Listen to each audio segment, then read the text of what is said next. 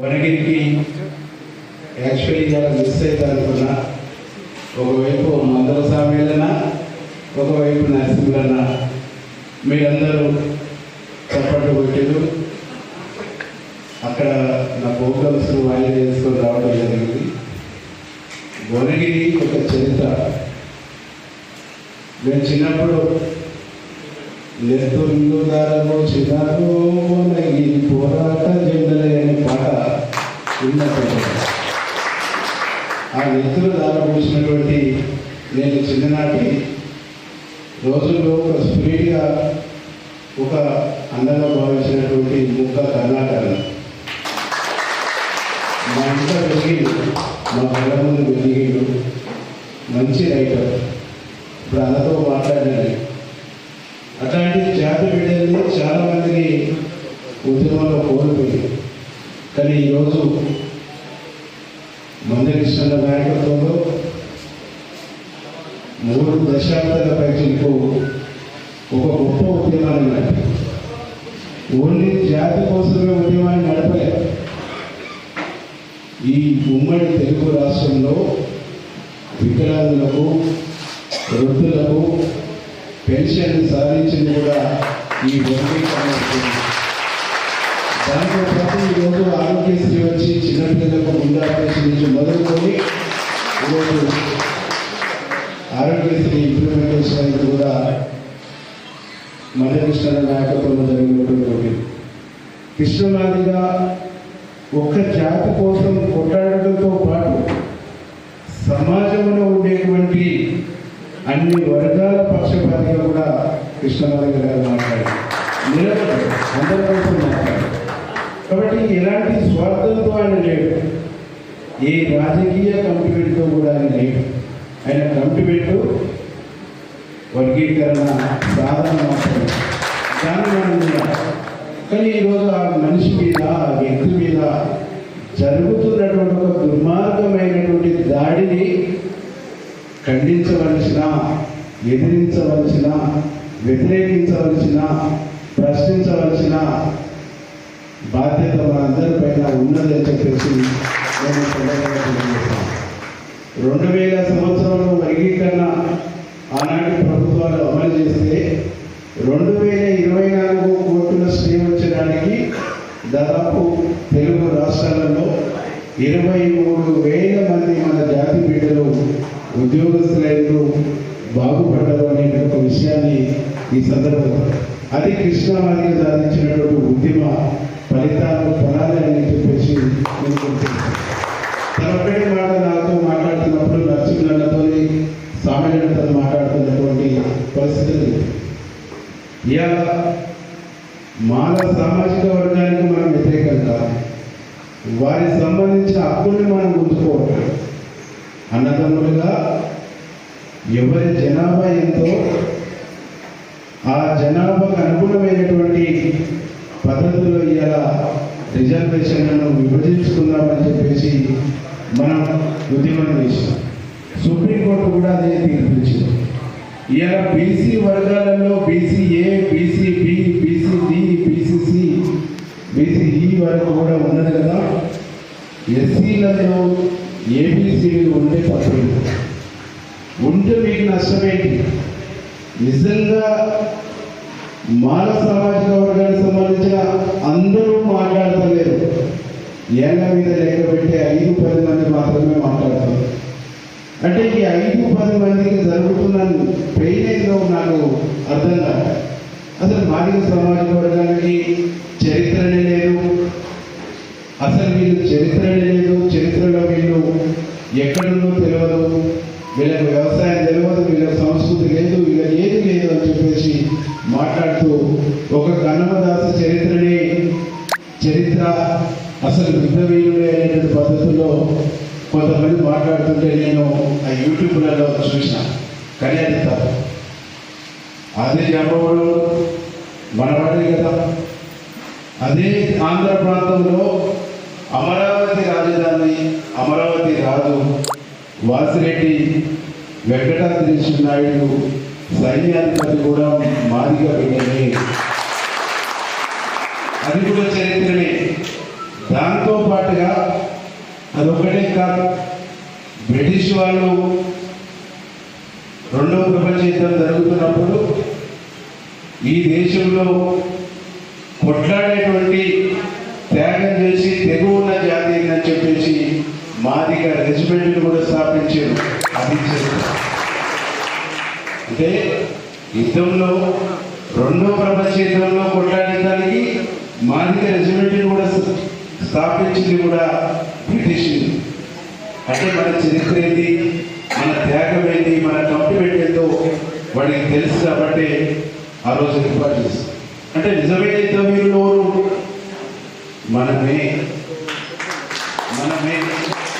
నేను చూసిన విప్లవోద్యమంలో కూడా ఎక్కడ కూడా మడమ తిప్పని, ఎక్కడ కూడా మాట జారని త్యాగాల ఒరవడిలో నడిచినటువంటి వాళ్ళ మెజార్టీ మాటలు. ఈరోజు ఇంకొక అబద్ధం చెప్తున్నారు. చుండూరు ఉద్యమం, కారంచేడు ఉద్యమం, కారంచేడు చుండూరులో మాదిగలు కలిసి పనిచేసిన మాట నిజమే. కానీ ఈ ఉద్యమం తర్వాతనే వర్గీకరణ అంశం వచ్చిందని చెప్తుంది. ఎంఆర్పిఎస్ 94లో స్టార్ట్ అయింది, కానీ 72 నుంచే కేటగిరైజేషన్ అనేటువంటి అంశం చర్చలో ఉందని చెప్పేసి ఇది నేను ఇంకోటి చెప్తున్నటువంటి మాట కాదు. పిహెచ్డి చేసినటువంటి ఈరోజు హక్కుల దినోత్సవం అని అన్న చెప్పాడు బాలగోపాల్ కూడా 2000 సంవత్సరంలో తను రాసినటువంటి ఆర్టికల్లో స్పష్టంగా చెప్పాడు. వరంగల్లో పిహెచ్డి చేసింది ఆయన. 2000 సంవత్సరంలో ఒక ఆర్టికల్ రాస్తూ వర్గీకరణ ఉద్యమానికి మద్దతు తెలుపుతూ కృష్ణమాదిగ 1994లో ఎంఆర్పిఎస్ ప్రారంభించాడు. కానీ ఈ డిమాండ్ 72 నుంచి కూడా చట్టసభలలో చర్చకుంది. అప్పుడు ఈ జాతి ప్రతినిధులుగా చట్టసభల్లో ఉన్నటువంటి వాళ్ళు చాలా సందర్భాల్లో మాట్లాడినటువంటి అంశాన్ని ప్రస్తావించారు.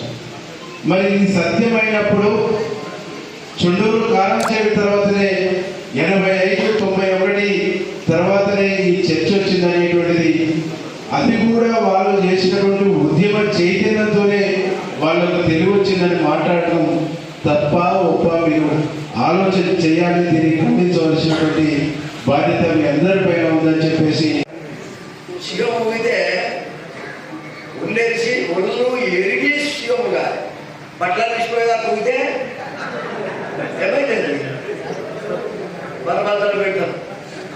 మన పరిస్థితి అట్లా అయిపోయింది. ఎట్లా నేను తెలంగాణ వద్దు నాయన మొత్తుకున్నాను నేనే. మీకు సుశీల టీవీలలో తెలంగాణ వద్దు, తెలంగాణ వస్తే మనం నష్టపోతామని చెప్పారు. ఈ 10 సంవత్సరాలు టీఆర్ఎస్ గవర్నమెంట్ కానీ ఇప్పుడు కాంగ్రెస్ గవర్నమెంట్ కానీ మరి తెలంగాణ వచ్చినాక ప్రభుత్వం ఎంతమంది ఉన్నాయి ఎమ్మెల్యేలు? మన సామేలు, వీరేశం, ఇంకో 3 ఉండాలి. ఎంతమంది ఉండాలి? సుమారుగా 12 మంది ఉండాలి. రాజ్యాధికారం, రాజకీయ పవర్ ఉండాలంటే ఎమ్మెల్యేలు ఉండాలి. ఒక్క ఎంపీ లేడయా సిగ్గుతో తల దిక్కు ఎన్నటువంటి పరిస్థితి లేదు. అదే కాదు, నేనైతే ధర్నా చేశాను, ఏడ్చాను. అసెంబ్లీలో మన హాస్పిటల్ కూడా పడ్డా, అయినా కనికరం లేదు. నేను అనేది ఏంటంటే ఏదేమైనా మనకు రావాల్సిన వాటా మహనీయుడు ఎన్టీ రామారావు తప్ప ఎవ్వరు ఒక ఎన్టీ రామారావు ఒకడే మాదిగలను గుర్తించినటువంటి మహానాయకుడు ఎన్టీ రామారావు. ఎవరు గుర్తించరా? ఎవరు గురించి వాళ్ళు పోయినో మనం మరొక తెలుగుదేశం పార్టీ ఇక్కడ నుంచి పోయింది, ఇక్కడ ముత్త చేతులు. ఏదైనా కొంచెం మేలు జరగాలి అని చెప్పేసి నాకు చాలా బాధాకరమైన పరిస్థితుల్లో నేనున్నా. వాస్తవంగా నాకు షుగర్ బీట్ ఉన్నా, నాకు 2 రోజులు నేను పోయి పిల్లలు కూడా చెప్పిన నా గుణం కాదు. ఏది ఏమైనా పరిస్థితి ఏమిటంటే మనకు చాలా మన కులానికి చాలా అన్యాయం జరిగింది. అరే ఇటుపోయి ఏమైనా కానీ కొంచెం బాధలో ఉన్నప్పుడు సుప్రీంకోర్టు ఒక జడ్జిమెంట్, ఆ జడ్జిమెంట్ విన్న తర్వాత నా లోపల కొంత హుషారు జరిగింది. అరే పర్వాలేదయా, ఇంతకాలానికి చేస్తున్నటువంటి ఉద్యమం, మన సోదరుడు కృష్ణ గారు చేస్తున్న ఉద్యమం, మోత్తుపల్లి నరసింహ గారు 30 సంవత్సరాల నుంచి జాతి కోసం నిలబడినటువంటి ఉద్యమం ఫలితాన్ని ఇచ్చింది, నా జాతికి మేలైతుందా అని చెప్పేసి అనుకున్నా. అదే రోజు మన రేవంత్ రెడ్డి గారు బ్రహ్మాండమైన స్టేట్మెంట్ ఇచ్చాడు. నేను 100% ఈ యొక్క జడ్జిమెంట్ని అమలు చేస్తా, రూపాన్ని కూడా కలిపి చేస్తా, ఏ పరిస్థితుల్లో కూడా ఇది అమలు చేస్తా. భారతదేశంలో మొట్టమొదట అమలు చేసిన రాష్ట్రం ఏదైనా ఉందంటే అది తెలంగాణ అనే మాట ఆయన చెప్పి చాలా సంతోషం వేసింది. ఏమన్నా కానీ నా మనసులో ఉన్న కోపం అంతా పోయింది. ఏమన్నా కానీ నాకేం లేకుండా పర్వాలేదు, కానీ మరి ముఖ్యంగా మంచి స్టేట్మెంట్ వచ్చిందనే ఒక ఆనందం ఆనాడు కలిగినటువంటి విషయం.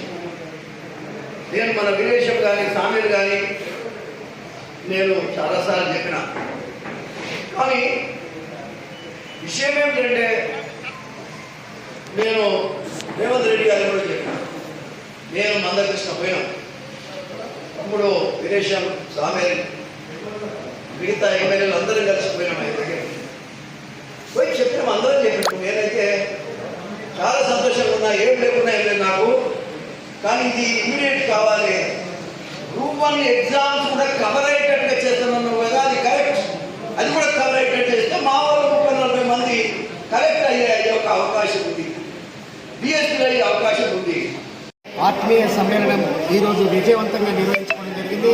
ఈ ఆత్మీయ సమ్మేళనానికి మాదిగ మేధావులను, మాదిగ ప్రజాప్రతినిధులను, మాదిగ సంఘాల్లో పనిచేస్తున్న అన్ని సంఘ నాయకులను, అది వివిధ రాజకీయ పార్టీ నాయకులను, భారతీయ జనతా పార్టీ నాయకుడిని, బీఆర్ఎస్ నాయకుడిని, అదే కమ్యూనిస్టు నాయకుడిని, కాంగ్రెస్ నాయకులని అందరినీ కూడా ఎంఆర్పీఎస్ నాయకులతో సహా పిలిచి సమన్వయం చేయడం జరిగింది. ఈరోజు ఈ సమన్వయం అనేది ఈనాడు మాల మేధావులు చేస్తున్న వర్గీకరణ ఉద్యమం మీద, కృష్ణమాదిగ మీద చేస్తున్న భాషను కూడా ఖండిస్తూ మాల మేధావులంతా కూడా రియలైజ్ అయ్యే విధంగా ఉండడానికి ఈనాడు తెలంగాణ రాష్ట్ర వ్యాప్తంగా భువనగిరి నాందిగా ఈనాడు ప్రతి జిల్లాలో కూడా ఈ సమావేశాలు పెట్టి రియలైజ్ చేసి మాదిగలను ఐక్యమత్యం చేసి ఈనాడు కాంగ్రెస్ గవర్నమెంట్ ఇచ్చిన మాటను చేసిన తీర్మానాన్ని నిలబెట్టుకునే విధంగా మేము బహిరంగ సభలు పెద్ద ఎత్తున పెట్టి మాల నాయకులు రియలైజ్ అయ్యే విధంగా ఎవరు కూడా మేము ఈ కార్యక్రమాన్ని పెద్ద ఎత్తున ముందుకు తీసుకుపోతామని కూడా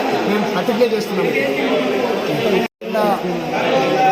నాయకులు, ఉద్యోగస్తులు, తర్వాత మన మాదిరిన ఆత్మీయ సభ వ్యక్తులందరూ వాళ్ళందరూ ఎమ్మెల్యేలు, మందుల సామీలు, వీరేశ్వర గారు, వేరే వర్గాల ఆఫీసర్లు అందరూ వచ్చి దీన్ని దిగ్విజయం చేసి మాది ఇక్కడే గోడు ఏబీసీడీలు కావాలి, మేము మాలకు వ్యతిరేకం కాదు కాబట్టి మా మాట మాకు కావాలి, లేదంటే దీనికి ఉద్యమిస్తాం, లేదంటే మొత్తం గల్లీ నుంచి ఢిల్లీ దాకా మేము ఆ ఉద్యమం పోరాటం మేము చేస్తాం. లేకుండా ఎందుకంటే మాకున్న న్యాయమైన కోరికలు మనందరూ మాల సోదరులు కూడా గమనించాలి. లేదంటే మేమే గూటం పట్టుకొని గూటం రెడ్లం, మేము పుట్టలేం కాదు, గూటం రెడ్లం. మరి గూటం పెట్టుకుంటానికి అయిందంటే గూటం రెడ్లం అయిందంటే మనిషి ఇంటింటికి మన ఆడ మగ పిల్లలు, చిన్నపిల్లలు, చదువుకున్నోళ్ళు, విజ్ఞానవంతులు చదువుకున్న వాళ్ళు అందరూ మేము బయటకు వెళ్ళినట్టు ఇంకా మనకి ఇంటికి అది ఉండదు. అందుకని మా న్యాయమైన కోరిక మాకున్న మా మాటలు మాకు ఇవ్వండి. మనం అన్నదమ్ములా ఉందాం, ఇదంతా మనం అన్నదమ్ములే. అంబేద్కర్ ఆ రోజు రాజ్యాంగ రకంగా రాసిన రిజర్వేషన్ ఫలితాలు ఒక్కలే కొన్ని వర్గాలు ఉంటుంది. కాబట్టి మెజార్టీ ఉన్న మాదిగలను, మా హక్కులను మాకు ఇవ్వండి. మనందరం కలిసి భవిష్యత్తులో మనం ఇవ్వడి ఏదైనా ఉంటే మనం కొట్లాడుకుంటాం. ఈరోజు మాదిగ ఆత్మీయుల సమ్మేళనం యాదాద్రి జిల్లా కేంద్రంలో పార్టీలకు ఖచ్చితంగా మాదిగలందరినీ ఒకదాటిపైకి తీసుకురావాలని ఈ వేదికను ప్రారంభించడం జరిగింది. ఎందుకంటే ఎస్సీ రిజర్వేషన్ల వర్గీకరణ కోసం గత 30 సంవత్సరాల నుంచి జరుగుతున్న ఉద్యమంలో చివరి దశలో చేరుకోవడం జరిగింది. దీనికి కొంతమంది మాల సోదరులు దీనికి వ్యతిరేకించడం జరిగింది.